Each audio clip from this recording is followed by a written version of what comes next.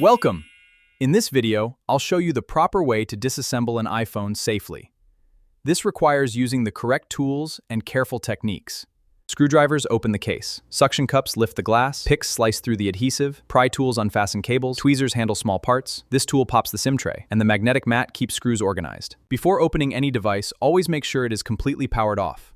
Remove the SIM tray and the bottom screws. Use a suction cup and a plastic pick to Patience is key here. Never use excessive force. Open the display carefully like a book. Notice the organized internal layout. Always disconnect the battery before the display. This prevents short circuits and protects sensitive components. Now it is safe to proceed. Let's look inside.